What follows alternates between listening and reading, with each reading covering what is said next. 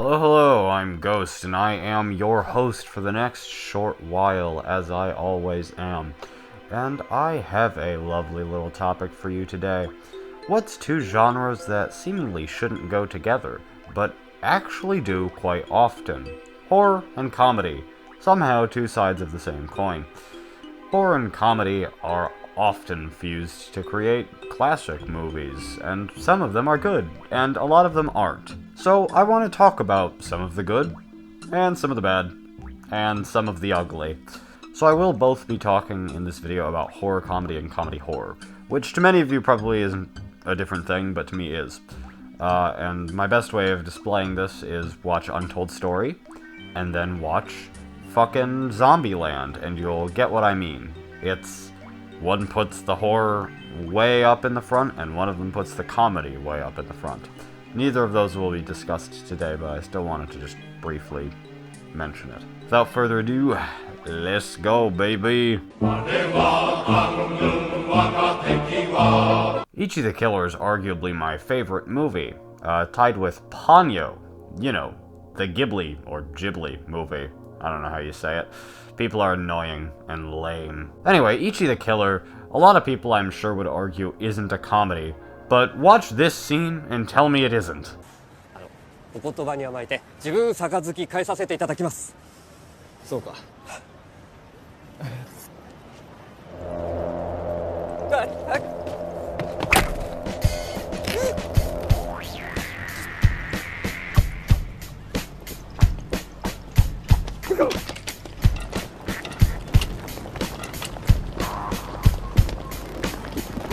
You know what I mean? Ichi the Killer's humor comes from being so ridiculously absurd and over-the-top and vicious that it just makes you laugh.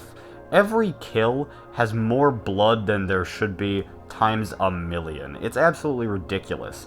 There are 3 throat slits over the course of the movie, and each time, they just have like a fucking hose spraying bright red blood all over the fucking room that they're killed in, and it's absolutely glorious. This movie is a bloody fucking mess of insanity, and it's an incredibly eclectic film as well, drawing from all sorts of genres, not just horror and comedy, but also drama and action. It's an absolute fucking ball, and the absurd nature of the entire thing is exactly why it's so good. You'll see these scenes that seemingly really shouldn't be funny, but they're just so unbelievably out there, whether it be due to the violence, or even just the simple facial expressions made by the characters, and you can't help but crack up a little bit. If you've experienced enough extreme horror, then Ichi the Killer's kind of a cakewalk, and you'll really be able to appreciate the comedic aspects of it. Though, at the same time, if you're not particularly comfortable with a bit of some extreme shit happening in your films, then it's likely that you'll be distracted from the comedy. That being said, Ichi the Killer, to me, is a proper 5-star film. It's unbelievably ridiculous, and it's so much better than everything else ever because of it. Takashi Miike really does know how to make that balance, and while this is the only film I'm talking about of his for this video, you know, there's also films like Visitor Q, which do a very similar thing of just being so absurd and over the top that it ends up turning into something funny. Terror Tunes. It's an unfortunate film. This really is an example of the bad, but more truthfully, if we were being so honest, it's the ugly. It's the worst. This is the bottom of the barrel type shit that you can find in the realm of comedy horror. I described it in my Letterboxd review as a Dr. Seuss nightmare gone horribly wrong, and I still think that's probably the best way of describing this film. Whatever the fuck the plot is, I'd like to tell you, but truthfully, it's so unbelievably incoherent that it's impossible to do so. But quite simply, it's an incredibly absurd Looney Tunes episode. That's also a pretty good way of putting it, I'd say, where you have these cartoonish villains running around and horribly harming people, and also some weird pedo bait shit where this one person acts like a child and dresses like a whore. It's definitely not necessarily a peak cinema, if I do say so myself, and from the little clips you've seen throughout this segment, I'm quite certain that you can probably agree. Some people will find enjoyment in the cheap, unhinged insanity of the film, but personally, I didn't even in the slightest. The only reason that I could fight my way through this experience was the company of my friends, both my editor, God, who's also behind the camera. Say hi. No. And my dear friend, Jesus, but a little to the left, whom is not here today, but you've seen him plenty of times on the channel, I'm sure. But the two of them are the only reason that this was a tolerable experience. The film itself is fucking awful. It just doesn't have anything to offer. It's very cheap and dumb, and it's like a student film with the way everything's presented, except the student film was made by a person who's never actually studied film. Like, this guy's, I don't know, a fucking communications major, and he was like, hey guys, I bought a shitty camera at the local used video store, and how about we make a fun movie, man? And they were like, sure. And then this shit happened, and it is an ugly, ugly scar upon the horror genre. And it's probably for the best that it's so unbelievably difficult to find the first one in the series. Oh, did I forget to mention? It's a fucking series! I know that many of you may potentially argue with this one, but Scary Movie? Yeah, this is a good example of horror comedy. Now, while I can't speak for the sequels, as I've actually only seen the first, Scary Movie is something that me and some of my friends reference all the fucking time. I mean, sometimes I'll just get, like, a totally random call from one of my good friends, and we'll open with, "What's up?" Or, you know, chillin', killin'. Because it's just a fun fucking movie, and it's left that impact on us, and I know that we're not alone. Scary Movie is truly a love letter to the genre of horror, which simultaneously dismantles everything about horror and points out how fucking goofy everything is, in one of the most unbelievably stupid, trashy, and brainless ways possible. And it's absolutely beautiful because of it. Now, is Scary Movie necessarily a great movie? Fuck no. But hell yeah, is it fun. It's every horror trope cranked up to 10 million, and that's why it's so great. All the references and spoofs throughout the movie, particularly, you know, Scream, most obviously, but also I Know What You Did Last Summer and all this shit. It's just such a dumb and fun movie. And truthfully, that's what horror comedy and most horror should strive to be. Fun. Because no one wants to be fucking bored in a horror movie. A boring horror movie is just about the worst type of horror movie there is. And that's why Scary Movie works. Because it's not boring. It's a fucking fun time. And even if it's a little bit too brain dead and stupid and immature for you, you have to admit that the immaturity is what makes Scary Movie Scary Movie. That's right, Cindy. I'm gay. And in case you haven't noticed, so is Ray. What? I ain't gay. What are you talking about? You took her to that club.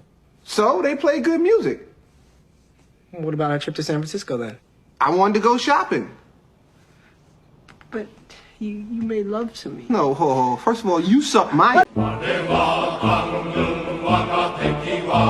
On the opposite end of the spectrum, a film that is boring. Microwave Massacre. How the fuck do you fuck this shit up?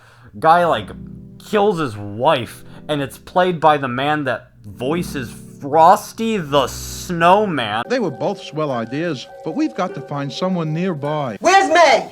Beats me. How do you fuck that up? How do you make this shit boring? But it absolutely is. I could barely stay awake during it. In fact, I think I did fall asleep for about 15 minutes. And this was with the company of the very same people whom accompanied me when I was watching Terror Tunes. This was a watch for one of my bad movie nights, a tradition in which whenever me, my dear editor, and my dear Jesus, but a little to the left, get together, and we always watch a few bad movies whenever we do get together. And we've seen a lot of interesting stuff, from the first couple Human Centipedes, various Purge films, to, Cool Cat Saves the Kids and Cool Cat Stops Coronavirus. This is still one of the, generally speaking, lower ranking movies that we watched, because it wasn't even fun. It was just dumb and tiresome, and its attempts at being funny every time fell unbelievably flat. It really wants to be funny, and it makes it known that it's trying so hard. It's trying, but it fails. It falls flat on its face, and there's just no reason to watch it. This low-budget horror goofball fucking slab of garbage is just not anything valuable. It serves no substance. It's just the same shtick for an hour. And the most it got out of me was maybe a grin once or twice. Guinea Pig 4, The Devil Doctor Woman, or something along those lines. Guinea Pig really needs to work on making their titles have a bit better of a ring to them. Get back to Flowers of Flesh and Blood. But Guinea Pig 4? You guys need to watch this shit. Everyone always bails on the Guinea Pig series after the first or second movie, because, first one's the first in the series, and second one's the one that Charlie Sheen reported to the FBI. That's a story for another time, though. But the third and fourth movies in the series are just straight up fucking comedies, and they're fun, especially the fourth one. The fourth one is some of the most creative and passionately stupid pieces of fucking horror comedy ever, and it's so great because of it.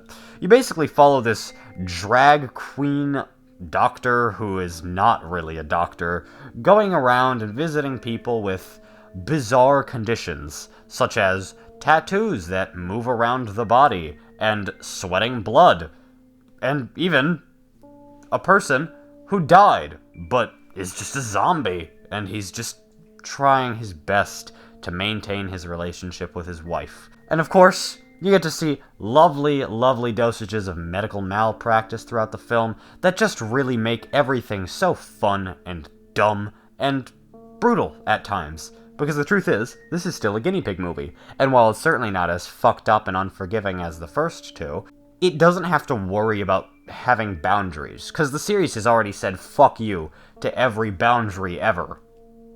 So they're just going for it.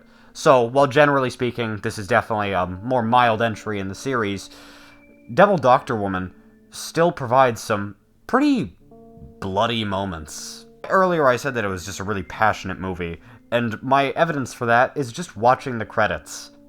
Seeing everyone in the credits that are the people that worked on the movies as they throw these fake iron pies at each other, which are just fucking spikes, and they're just throwing them at each other's faces, and the blood packets explode, and all this stupidity. And then you see the guy, the decomposing zombie guy, taking off his makeup and just smiling for the camera and everything. And it's just fun. It's clear that it was just a bunch of dudes that got together and made a fun movie. And that's why it works. Because the movie was made with just a bunch of people looking to have fun, and it ended up being just a lot of fun. Guinea Pig, The Devil Doctor Woman, it's just unbelievably bizarre. And if you couldn't tell, a running theme with these good horror comedies is them leaning into the absurd realm. It's definitely what sells this movie. They knew that they could do whatever the fuck they wanted, and god damn it did they commit. Truthfully, I don't even know if The Ginger Dead Man wants to be a comedy. Like, you'd hear that title, and you'd see this poster, and you'd see the killer, and you'd assume, yeah, this is a horror comedy.